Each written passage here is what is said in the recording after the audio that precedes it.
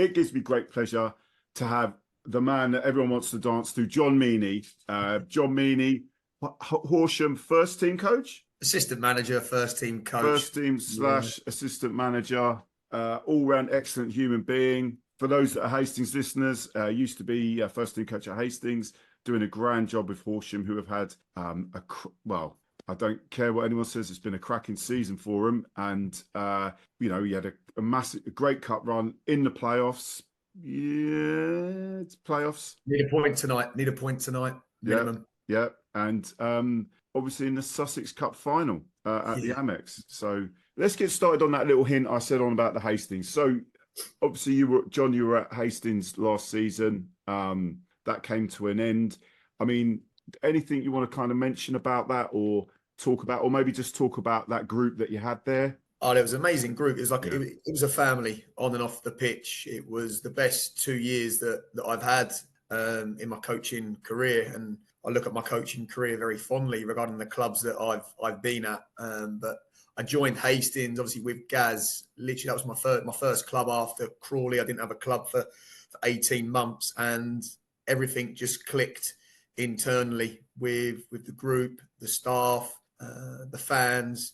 It was just it was the right place to be, and we grew, and it was an amazing achievement during the 2 years that we achieved. We made memories for life, not just as coaches and players, but ultimately as a group of people that ended up becoming very, very good friends. Yeah, no, good. And so I had you on. Funny enough, this is episode 122, John. Oh, wow. You were on episode 61, so the halfway. Halfway enough. Yeah.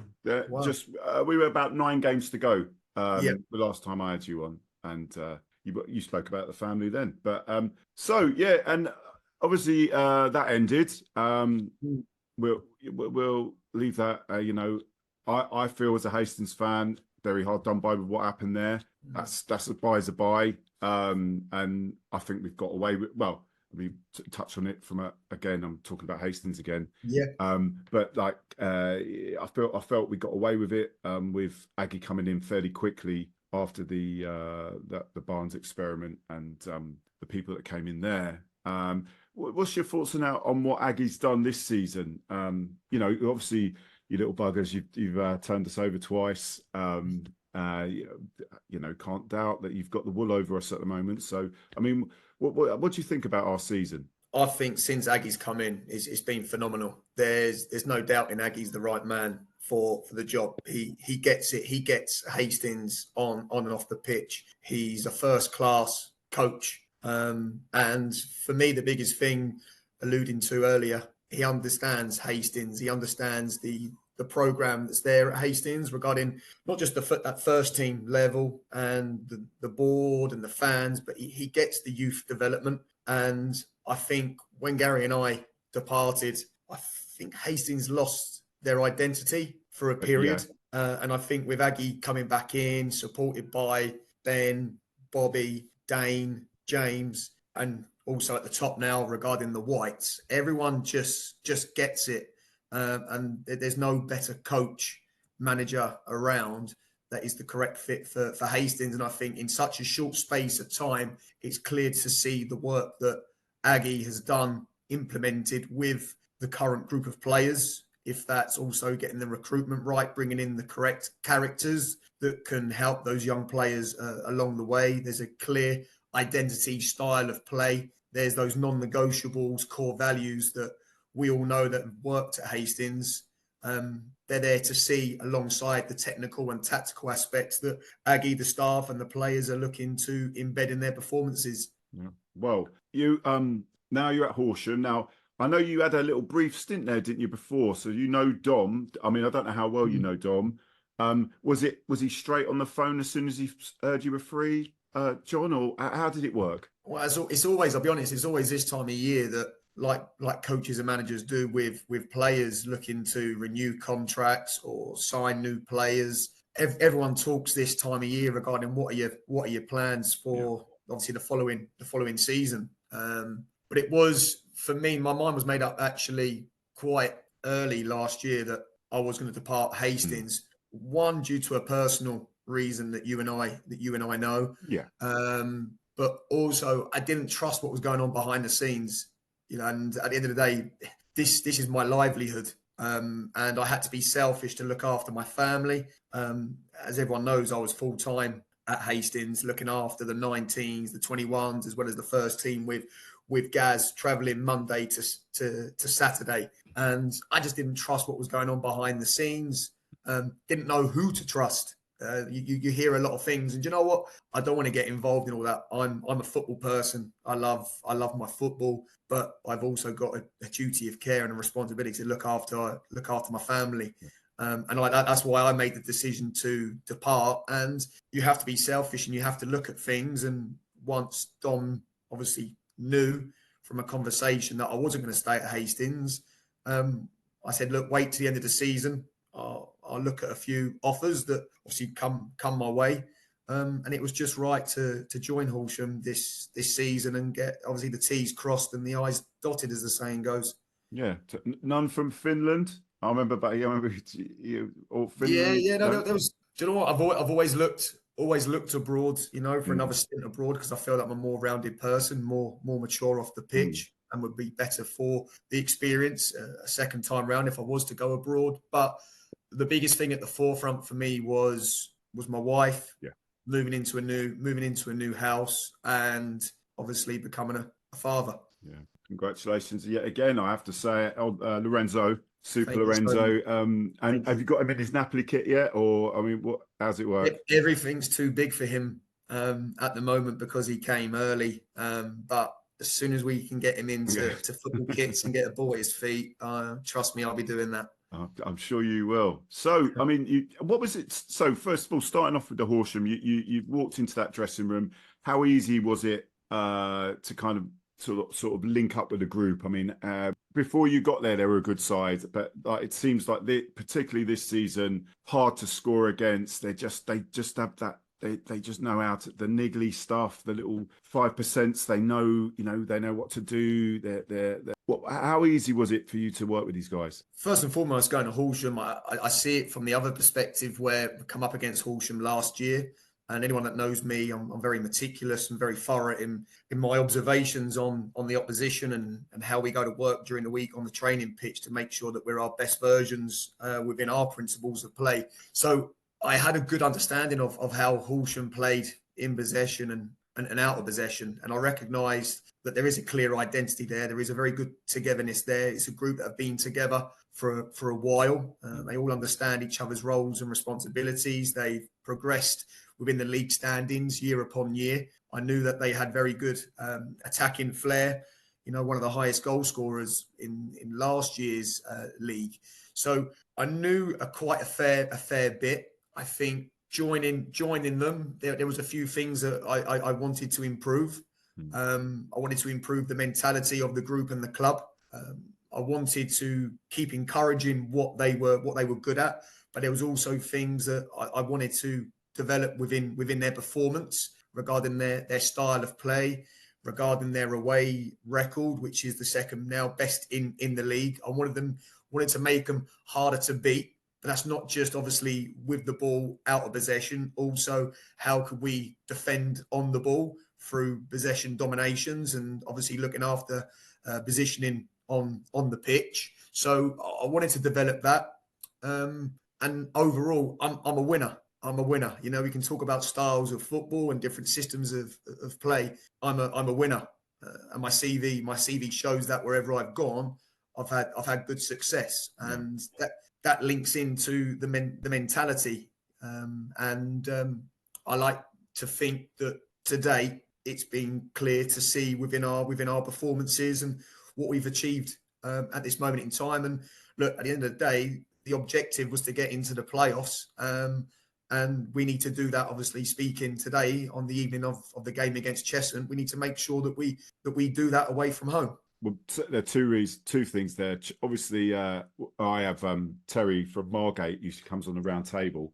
So she'll be very keen for you to be beating Cheshunt. I mean, your boys should beat Cheshunt. The way you lot play, it pains me to say this as a Hastings fan, but the way you lot play, I cannot see any other thing other than a Horsham win, unless there's some sort of aberration, because they know how to grind a result out. you're hard to score against. So, you know, obviously, good luck with the playoffs. So just talking about your season, can you say anything about that? Obviously, that excellent cup run and the random kind of thing happened at Barnsley as well, where they played was it eligible player, wasn't it? And you managed to get another crack at the cherry. I mean, talk about that, because everyone loves, old school people love an FA Cup run. Absolutely. Well, I'm exactly the same. You know, I'm a massive fan of the FA Cup. That's why I don't agree with obviously replays being obviously scrapped. Yeah. But speaking about our personal FA Cup journey, it was a fantastic experience and opportunity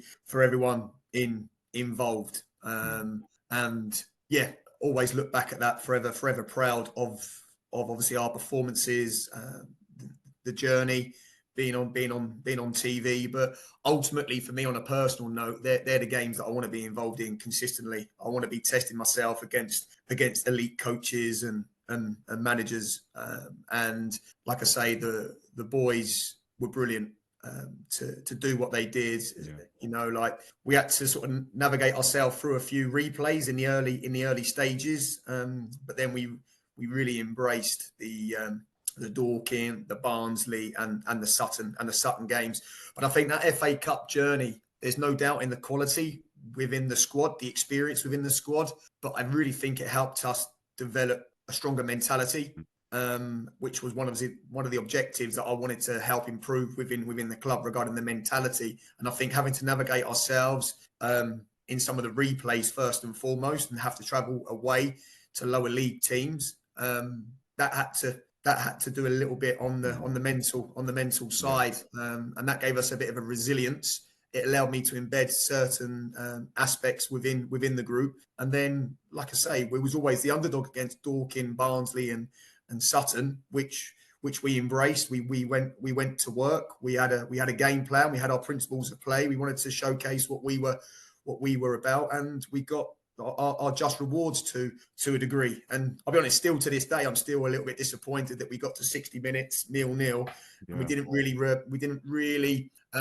reflect our first half performance in the second half against Sutton and conceded 3 goals, and which was disappointing, because it wasn't 3 goals that were anything that surprised us. It was just Sutton in the way that they are relentless within their style of play at that moment in time, and unfortunately they grinded us down, and we folded a little bit, and our ball possession wasn't as good as it was in the first half. But again, these are all moments and games that we've learned from, and hopefully can put us in good stead moving forward in the conclusion of this season. Yeah, I mean, one of the things that I admire about your side is that after you win out, which is usually what happens with someone that goes out of a cup run, is that it affects their league form. And I'm sure you had 2 or 3 wins on the bounce after going out to Sutton, unless I'm wrong. Yeah, no, I'll be honest. We've had 1 or 2 like dips. Like I say, our Christmas, obviously we've got to catch up on games. Our Christmas form wasn't the best, even though the performances were okay. But we didn't pick up points. So at the end of the day, it wasn't the best Christmas period. But ultimately, I get bored of like people always saying that it's going to disrupt.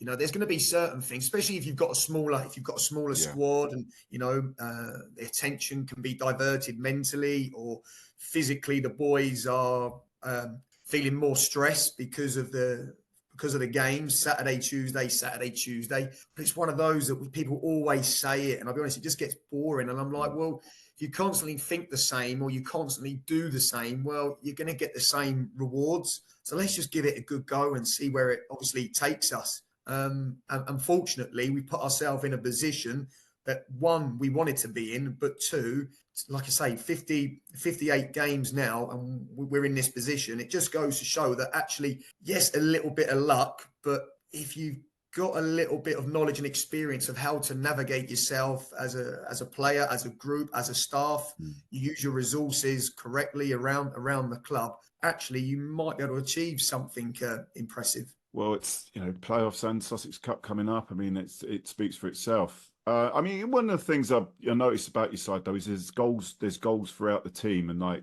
obviously you've got Daniel Ajikai, who obviously I remember from Hastings, is a top player and just gives everything. That's one of the things I admire most about the guy, is that whether on offense or defense, he's always there. till the whistle goes. I mean, but there's other lads. I mean, you've got James Hammond, Charlie Lester Cork, and is it Jack Mazzone? I always get his name wrong. Yeah. But like, you've got lads there that will chip in. Which is so vital. You know, like if you can't have all your eggs in one basket, and sort of share that around the team. I mean, when you want to talk about your front sort of five. Yeah, no, I'll be honest. I'm not going to speak about any like individuals. First and foremost, what I will say is we haven't scored enough goals. We haven't scored enough goals this year. If that's not being you want the moon on the stick, you do, John. You want the moon on the stick. We haven't. If you look at our key performance indicators, we're actually down on goals from last year. There's a lot of our there's been a lot of improvements regarding our performance aspects. But if you're looking at our KPIs, we are actually down on goals from last season, and we are creating a lot of chances. There's only been like a couple of games where maybe we haven't created a lot of clear-cut goal scoring opportunities, and we have been wasteful. Sometimes that might be mentality. Sometimes that's been moments where we've made poor decisions, or the final technique hasn't been as effective as it should be for the talent that we have within the group. So if you do look at our games, it's been won by the odd goal, 1 or 2 goals. There's been a handful of times that we have hit, obviously, frees. But we have been efficient within performances. We have dominated a lot of games on the ball. We have obviously been very well organised to make sure that we don't concede goals. But an even better if is for the talent that we have and the amount of ball that we have and the areas that we get ourselves into regarding final third entries and touches in the opposition box. We haven't scored enough goals for what we are creating on the field of play. However, there's no better time to change that as we embark on tonight's game to secure playoffs, because we're not in the playoffs just yet. We are in control of it, but there's no better time to do that, obviously, tonight, followed on by Saturday, and then hopefully what's to come if we all perform to our capabilities and have the right mindset.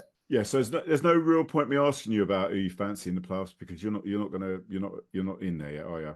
You know what this game's like, Chris. At the end of the day, we're in a very, very good position. Yeah.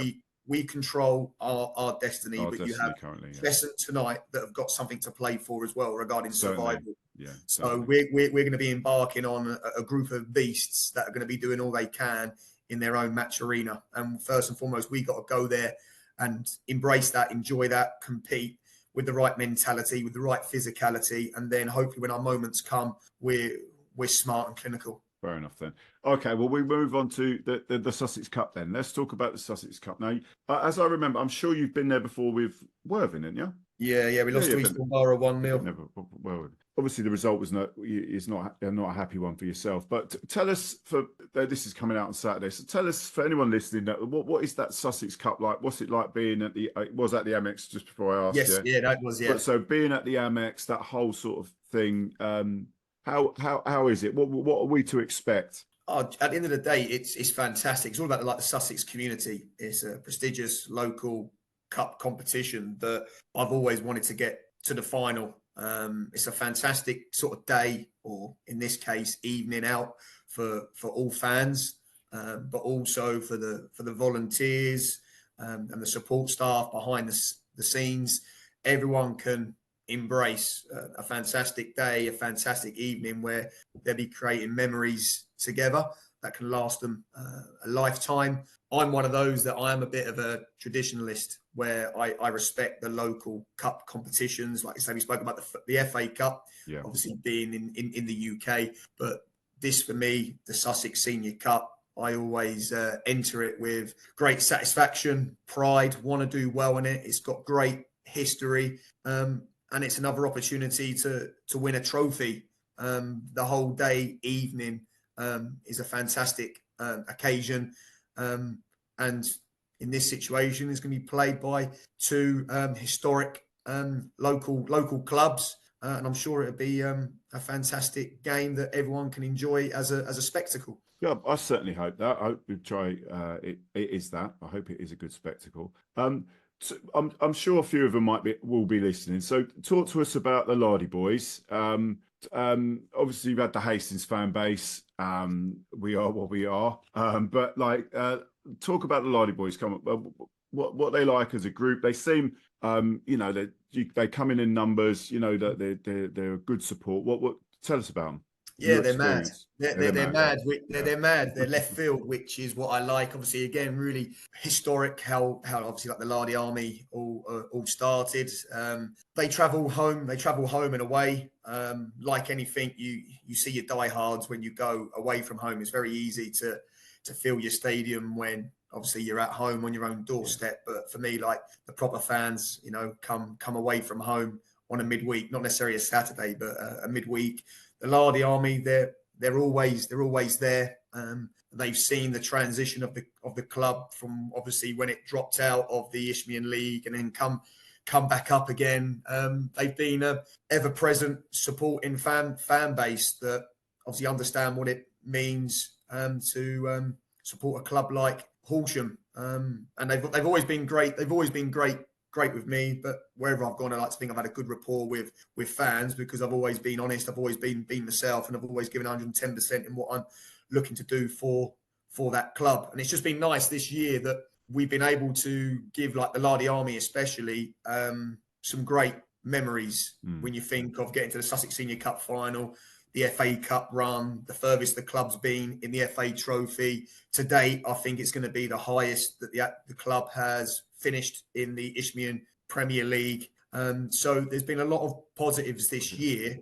And like I say, the Lardy Army has been there when it's been some challenging times. So it's nice in a way to repay them. And hopefully we can add a trophy or two also at the end of this season, because again, it's nice to play a certain style of football, but it's also got to be winning football. And they may be, the season can end now and it's been great, but hopefully we can raise a trophy or two to celebrate properly. Well, maybe you could just have the one and we'll have the other. No, thanks very much, John. I'll tell you what, I just want to quickly ask you, because I've got the playoffs coming up on Sunday. How do you see him getting on? Do you think they got enough to get up there or what? Yeah, absolutely. Worthing FC are very unique group of players, and I think even more so after Hinch left, they had a little bit of a dip in results, but they picked themselves up. They continue to trust their identity.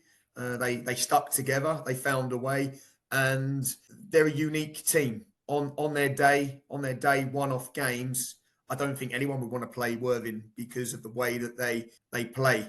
They play a very mobile, technical, tactical game, and they've got goals throughout their teams. They've hit over 100 goals this year. So it's just making sure that they can capitalise on their ball possession, be efficient in the final third, and defend set pieces correctly and keep a shutout going the other way. But I think they can do it. I think they stand a good a chance than anyone. And as always, home advantage is so important. So hopefully another sellout at Woodside Road, driving the boys on, and I'd really like to see an old club of mine get promoted. Excellent. Well, just lastly, got to mention it. Obviously, you mentioned Hinch and Super Gary went to York. York have done what they said on the tin. They kept them up, and a great achievement considering how it looked at York for a while. Any words on that, John? It was never in doubt. You know, people jumped on social media after the first couple of contacts that they had within games. Obviously, not getting the desired results that they wanted early stages, but they know what they're doing. Yeah, they're highly qualified. They're football men. They get it. They're a good partnership together, Gaz and Hinch. You know, their leader of men, especially Gaz, working with him, being a good friend of his. They were always going to go up there and do well. Unfortunately, people look at short-term fixes and they don't look at the bigger picture. And it was never in doubt. What they've now done is they've had a good look internally at where the club's at, what it does well, what it doesn't do well, players that they want, players that maybe are going to be moving on, which happens, and players that they're going to be bringing in. But now they're going to have a clear window where they can really implement their principles of play, how they like to obviously operate on and off the pitch. And it wouldn't surprise me to see them fly next year playing the style of football that is close to their hearts. That'd be good to see. Well, John, thank you very much for your time. I look forward to seeing you at the Sussex Cup final, no matter the result. Will little Lorenzo be there, or Well, is that a little bit too early for a... No, hopefully he will be there. He's actually penciled in to make his first appearance at Horsham this Saturday. So excellent. as long as he comes through that all okay, I'm sure he'll be there at the AMEX on the 8th of May. Oh, okay. Well, John, take care. Love your football family, mate. Take care. No worries. And I shall see you at the game. Look forward to seeing you. And all my love to my Hastings family as well. Take care, mate. Yeah. Thanks See for you that. later. Appreciate Bye-bye. it.